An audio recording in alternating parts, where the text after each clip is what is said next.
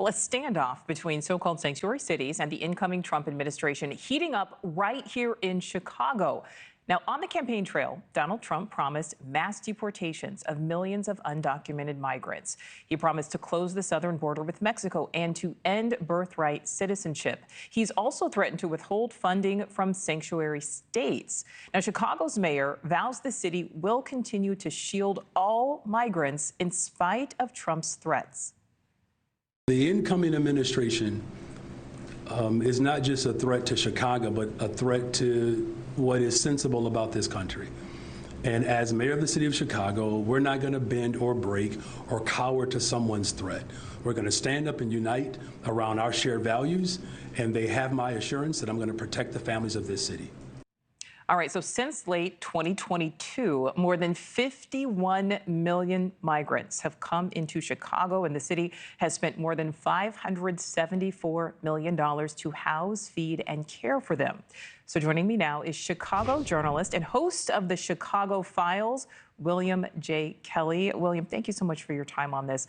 So we heard from Mayor Brandon Johnson there. How much power does Chicago's mayor really have if it does come down to a local versus federal standoff?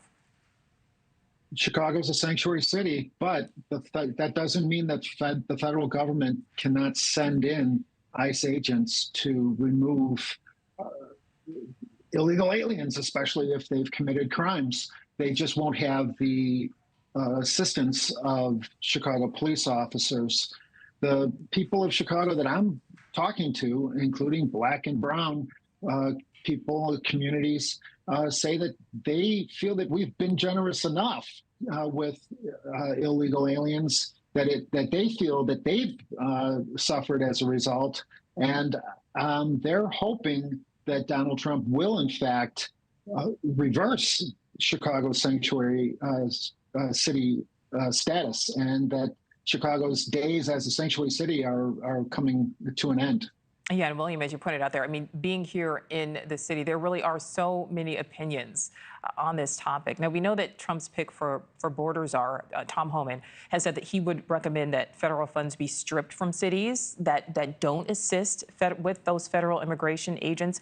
If that happens, William, what could it mean for a sanctuary city like Chicago? Well, as you probably know, Chicago is already a billion or more in debt.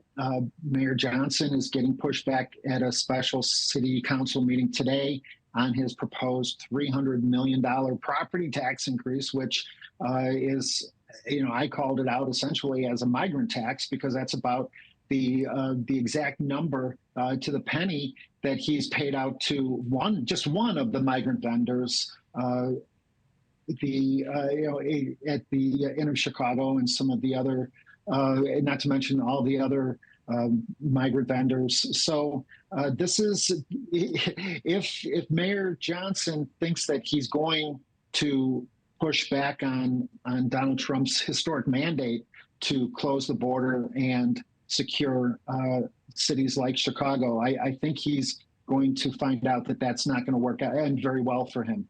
And William, there's still so many questions over, how this mass deportation would work, what it would cost. But even if Donald Trump does fail to fully enforce some of his campaign promises, what could the threat of it happening mean for the immigrant population, both legal and illegal?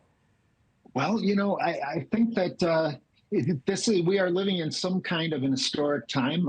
If you study history, you will see that there have been mass deportations at other times in history, including the United States history.